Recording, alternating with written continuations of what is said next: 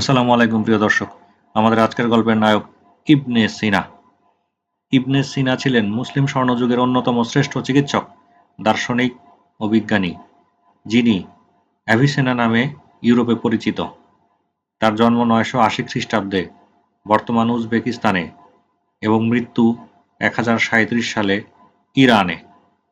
তিনি চিকিৎসাবিদ্যা ও দর্শনে যুগান্তকারী অবদান রেখেছেন, বিশেষত তার গ্রন্থ কানুন ফিত্তিব, যাকে বলা হয় ক্যানন অফ মেডিসিন, শতাব্দীর পর শতাব্দী ইউরোপ এবং ইসলামী বিশ্বে চিকিৎসাশাস্ত্রের মূল পাঠ্যবই হিসেবে ব্যবহৃত হয়েছে। তার পূর্ণ নাম আবু আলী আল হুসাইন ইবনে আবদুল্লাহ ইবনে সিনা। তার অন্য নাম ছিল বু আলী সিনা এবং পাশ্চাত্যে তিনি অ্যাভিসেনা নামে পরিচিত। অল্প বয়সে কোরআন মুখস্থ করে ফেলেন। গণিত, দর্শন, চিকিৎসা ও প্রাকৃতিক বিজ্ঞানে গভীর অধ্যয়ন করেন।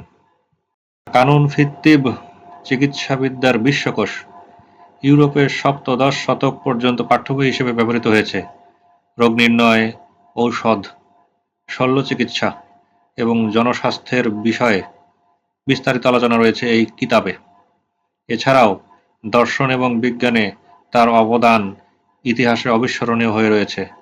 কিতাবুশ শিফা, দর্শন, যুক্তিবিদ্যা, পদার্থবিজ্ঞান এবং গণিত নিয়ে রচিত এক বিশ্বকোষ কিতাবুশ শিফা। অ্যারিস্টটল এবং গ্রিক চিন্তাবিদদের দর্শনকে ইসলামী চিন্তাধারার সাথে তিনি সমন্বয় করেন। অধিবিদ্যা এবং নৈতিক দর্শনে গভীর প্রভাব ফেলেন। ইবনে সিনাকে মেডিসিনের জনক বলা হয়। তার কাজ ইসলামী বিশ্ব ছাড়াও ইউরোপে চিকিৎসা এবং দর্শনের বিকাশে গুরুত্বপূর্ণ ভূমিকা রেখেছে।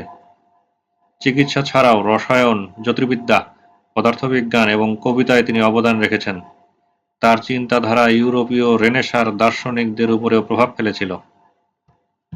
ইবনে সিনার সমাধিস্থলটি কোথায় অবস্থিত তা জানলে অবশ্যই কমেন্ট বক্সে মেনশন করে যাবেন। প্রকৌশল পেশায় ক্যারিয়ার গঠনে ইচ্ছুকদের জন্য একটি বার্তা।